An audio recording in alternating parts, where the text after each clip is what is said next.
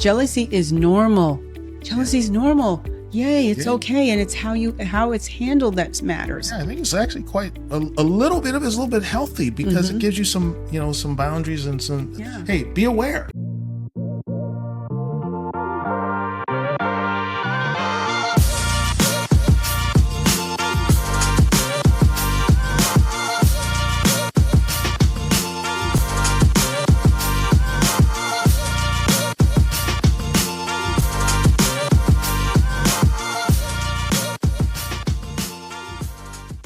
Hey everyone, welcome back to Stephen and Corey, the podcast where we dive into the real, raw, and relatable aspects of relationships, marriage, and life. Hey, I'm Stephen and I'm Corey, and today I am your friendly host and unofficial cheerleader for Love Done Right.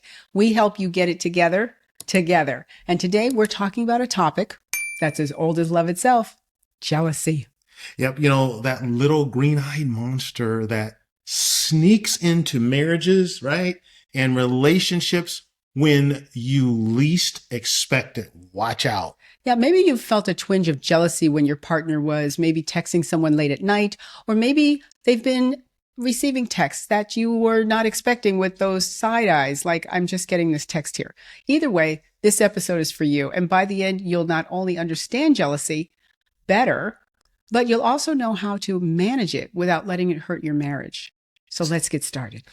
Well, let's get started and let's do like first things first. Let's define jealousy. Okay. So jealousy, right? It's this uneasy feeling you get when you think your spouse's attention.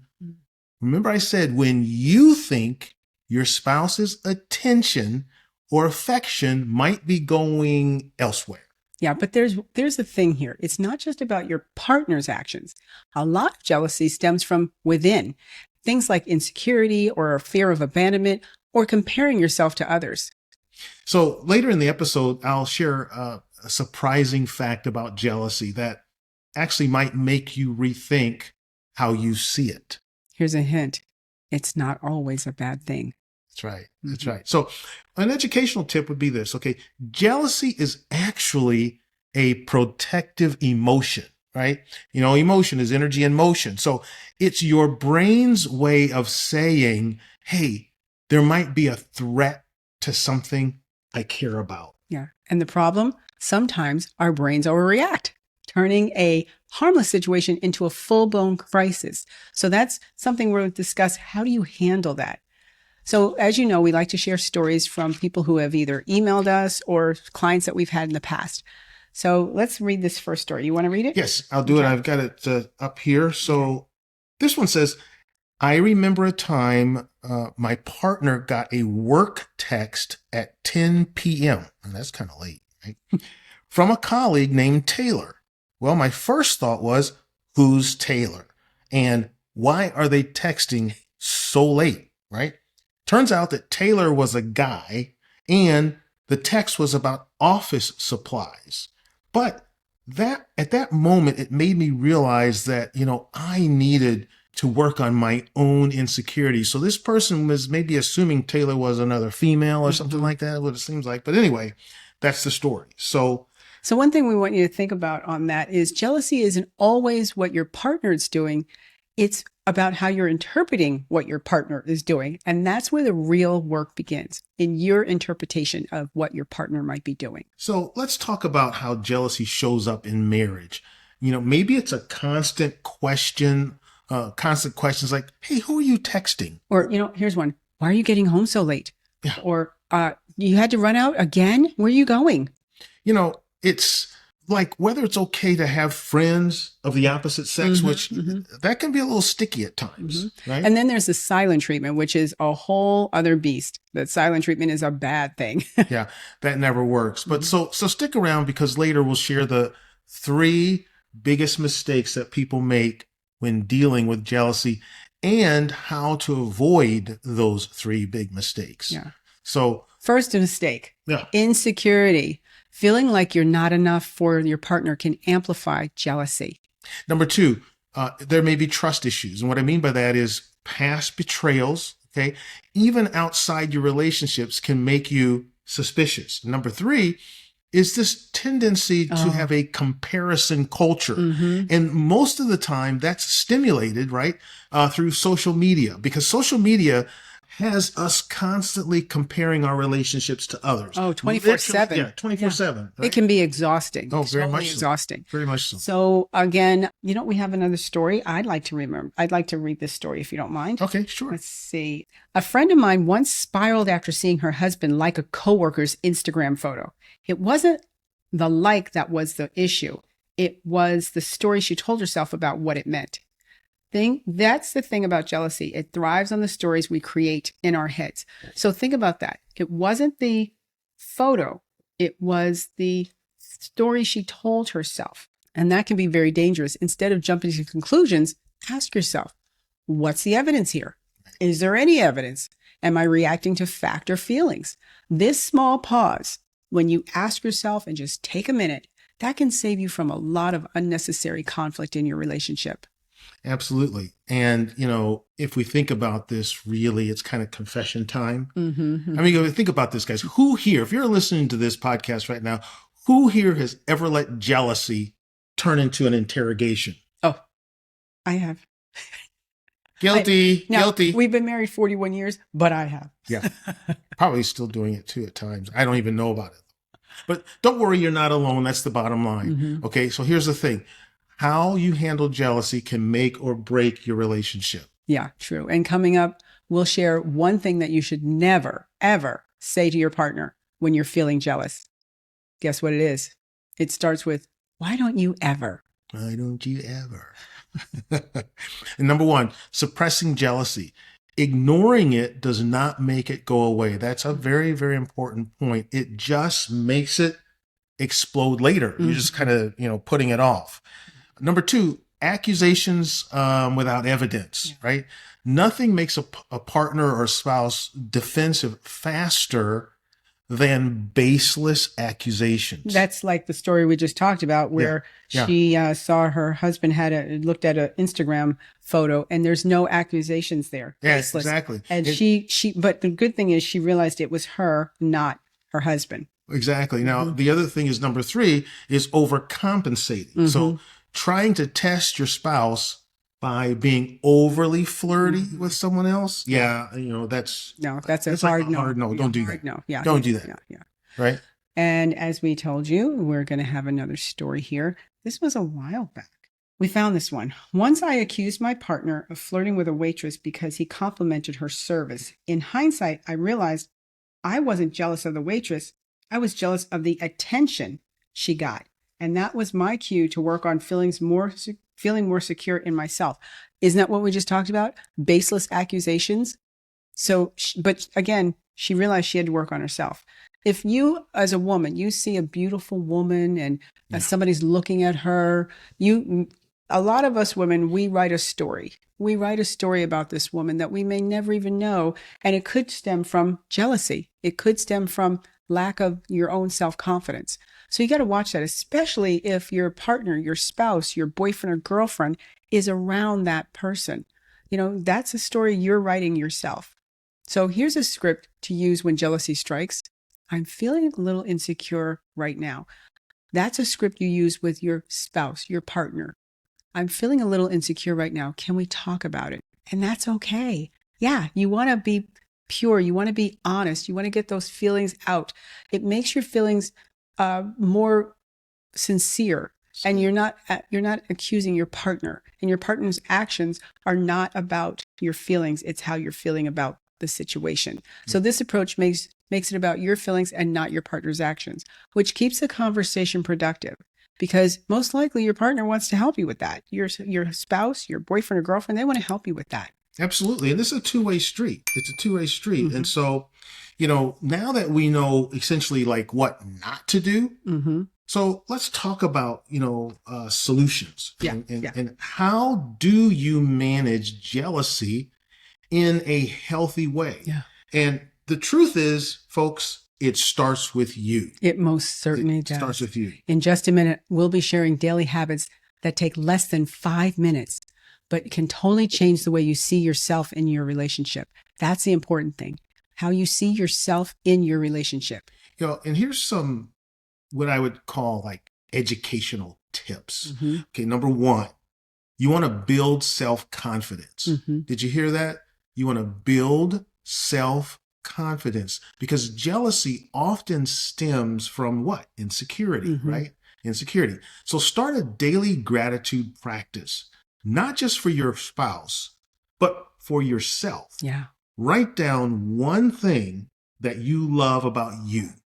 Write down one thing that you love about you every day. Let me talk about that.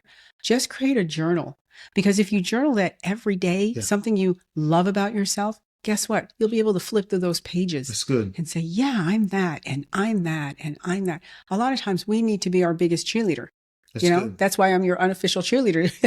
Because you need to be your biggest cheerleader. It's funny you're saying that because I've seen us do that over the years. So that's really good. Mm-hmm. So number two, you want to set clear boundaries, right? So healthy boundaries are a must. We talked about the fact that there's guardrails out there on the highway and on the roads. Those guardrails are boundaries to help you so that you don't have an accident. So for example, in something like that, you take like late night texts, if it makes you uncomfortable, talk to your spouse about it and say something like, hey, it would mean a lot to me if we agree on certain times for personal versus work conversations. Number three is to improve communications. Jealousy thrives in silence. So we don't want that to happen. So we want to communicate. So make it a habit to check in with each other weekly. Mm-hmm. Ask questions like, how are you feeling about our relationship? Mm-hmm. Or is there anything I can do to make you feel more comfortable or feel more loved? That's true. And here's the thing. When you do that, the communication, you're compounding a good thing as opposed to compounding a bad thing. We talked about jealousy thrives in silence. So if you're not silent, it can't thrive. That's right. If you're communicating, we want to teach you how to build a beautiful relationship as opposed to walls. Yeah, okay, exactly. So we have another relatable story. And we do these stories because help you guys know if you are dealing with this issue, just please understand you're not alone. And that's one of the reasons why, we're reading you some of these relatable stories that we have received. So here's another one. My partner and I started a weekly jealousy check-in. That's interesting. Mm-hmm. It sounds weird, but it's just a time to air out any insecurities. One week, I admitted I felt jealous about his close friendship with a coworker, right? He reassured me and we set boundaries that we were both comfortable with. And you know what? That problem was solved. Yeah. That problem was solved as a result of this. It's a very proactive thing to do. So think about that. Something to take away from that is that jealousy doesn't have to be a deal breaker. When we handle with honesty and care the things that actually are bothering us, it can actually bring you closer. So when it's handled right, like I said, you want to build a thriving relationship, marriage, That's right. as opposed to a thriving problem. That's it. It doesn't have to be a deal breaker. That's very good. Mm-hmm. So before we wrap up, let's talk trends. Trend is something that's like developing here. So did you know that more couples are going to therapy specifically to deal with jealousy? When we looked at the stats on that, we were surprised. We were like, this is a good thing. Yeah. So it's a good thing. It's a good thing. And it's becoming less taboo to seek help, which is fantastic. Yeah. There's nothing wrong with seeking help in this area. And another current trend that we're finding is social media is a huge jealousy trigger. Oh, yeah. Huge. Absolutely. Studies show that some couples who limit their social media use report higher relationship satisfaction. Think about that. Food for thought. Yeah. Higher relationship satisfaction because you're limiting your social media. I have another story for you, believe it or not. So let's go. I think this is our last story. Yeah, last one. Okay, good. Okay, good. We got a good one. One couple that we know made a pact, so an agreement, right? So no phones at dinner. I remember. Yeah. Mm-hmm. At first, it was hard for them, but over time, they realized how much they were comparing their lives to everyone else's, right? Mm-hmm. And this was during dinner and so forth. So the result was less jealousy and more connection with this particular couple. So that's awesome. Yeah. And if you recall, we talked about phone phubbing. You remember that? Yeah. Back a couple years ago. Seasons ago. Yeah, seasons but ago. Yeah. That's part of that. That's a testimonial of keeping your phones off of the kitchen counter. That's right. Because then you don't have to compare yourself to anyone. Right. And it's healthy. It feels good. So yeah, very, very good. So what do you think we learned today? Jealousy is normal. Jealousy is normal. Yay, it's okay. And it's how it's handled that matters. Yeah, I think it's actually quite a little bit of it is a little bit healthy because it gives you some, some boundaries and some, hey, be aware. Yeah. And whether you're building your own confidence, setting boundaries, or simply talking about it, talking it out, there's so many ways to turn jealousy into an opportunity to grow and to have a stronger relationship. Because guess what? You can look back and go, I remember we used to do that. Yeah, oh yeah. We've grown so much. Or if you see it in someone else, you can maybe encourage them and say, hey, it's okay. That's right. Or if somebody comes to you that's jealous of you, you can turn around and you can help them through that, as opposed to, well, I don't know why you're jealous of me. You can be a source of answer for them. Exactly. Yeah. So, ladies and gentlemen, we think in terms of a recap, right? So we covered, that jealousy, what jealousy is essentially, right? Why it happens. Common mistakes and tips for managing it. it. And so essentially now it's your turn to put these ideas into action. I mean, again, this jealousy thing it's no small thing. It can take down a marriage faster than you can even imagine. So if you enjoyed this episode, then share it with someone who could use a little love and jealousy pep talk. You never know. You never know what people are going through. So, hey, I saw this great podcast on jealousy. You should check it out. Right. So, and don't forget to subscribe, for more real talk and relationship advice. Right. Stick around for our next one. We're going to be covering a lot of topics like these over this next season. And they're actually fun because you know what? We've been through all these things. We've been through this is all way behind us, but we're still learning. Yeah, that's right. We're still learning, right? So like and subscribe and share. And what are they going to? What platforms are going to like and subscribe? Well, if you're on Rumble or X, YouTube, we're there. Yes. So we'd love to see you on those platforms because we make sure we're extended into those areas that you may tap into. Absolutely. So until next time. Get it together. Get it together. Take care.